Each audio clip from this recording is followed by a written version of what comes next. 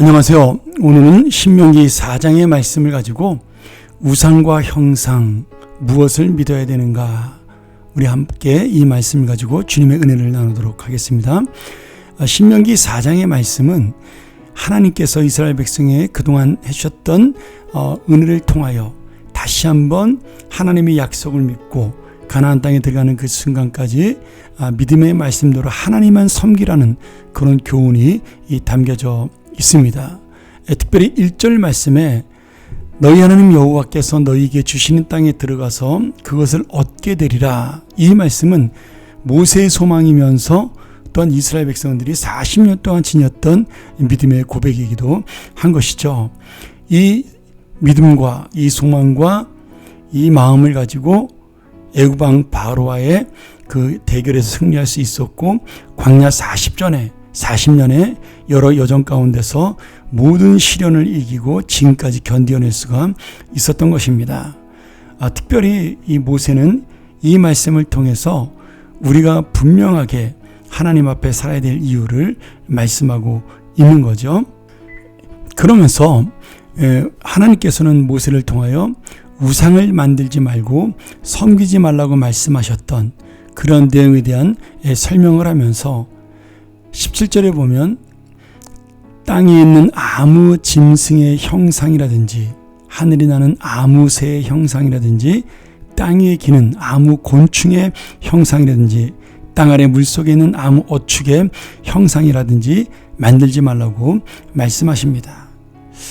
저는 이 말씀을 통해서 우리가 좀 깊이 생각해야 될 형상과 우상에 대한 의미가 있습니다.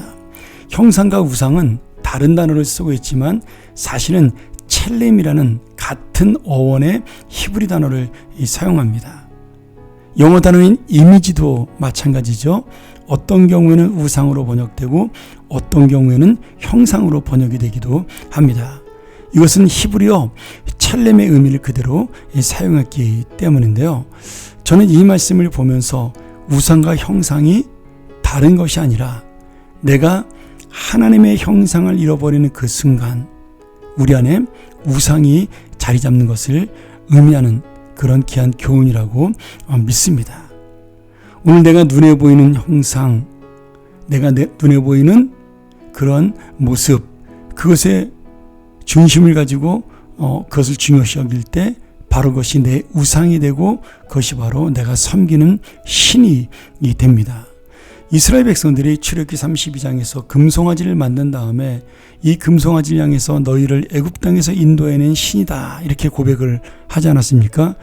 결국 이 어원적으로 나 외에 다른 신들이 내게 있게 말지니라고 번역된 십계명의 첫 계명은 나 대신에 이렇게 번역할 수가 있습니다. 그러니 내가 하나님의 형상, 하나님의 믿음을 잃어버리는 순간에 나의 욕심과 나의 교만이 바로 하나님 대신 나의 우상이 될 수 있다 이렇게 볼 수가 있는 것이죠. 오늘 이 형상이라는 것은 하나님의 모습을 상징하고 있습니다. 사람은 그래서 모든 피조물 중에 유일하게 하나님의 형상을 가졌다 이렇게 우리에게 말씀해주고 있는 거죠. 다른 어떤 피조물도 하나님의 형상을 가진 것은 없습니다.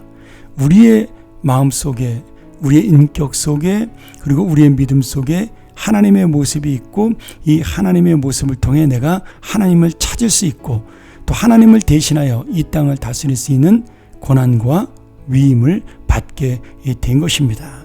그래서 인간은 모든 피조물 중에 하나님의 형상을 갖고 있기에 가장 존귀하고 가장 위대합니다.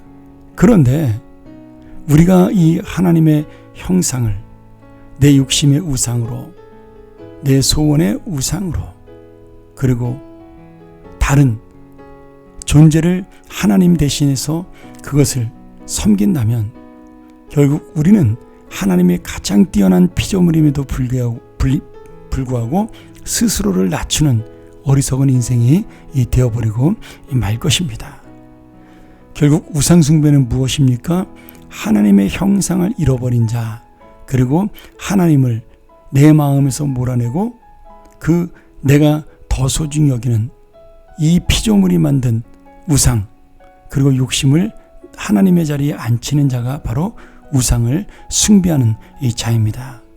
오늘 그러기에 우리가 다시 한번 내가 하나님의 형상을 가지고 살아가는 믿음의 사람인가, 아니면 우상을 섬기며 살아가는 그런 안타까운 인생은 아닌가, 이 다시 한번 돌아보면서 하나님의 형상으로 만들어진 나의 모습, 이것을 감사하며 오직 주님만을 내 마음의 주인으로 섬기는 그런 귀한 믿음의 사람이 되기를, 그래서 이 세상의 모든 우상을 깨트리는 하나님의 사람이 되기를 주의 이름으로 간절히 축원합니다.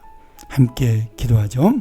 하나님 아버지, 내가 하나님의 형상의 모습을 놓치는 순간 내 스스로의 욕심이 우상이 되고 내가 생각하고 내가 만나는 것이 우상이 됨을 깨닫습니다. 다시 한번 이 말씀 통하여 진정한 하나님의 형상으로 하나님만을 섬기는 믿음의 사람으로 살아갈 수 있도록, 이 세상의 우상을 깨트리며 주님의 은혜를 놓지 않는 하나님의 사람이 될 수 있도록 우리의 인생을 인도하여 주시옵소서. 예수님의 이름으로 간절히 기도합니다. 아멘.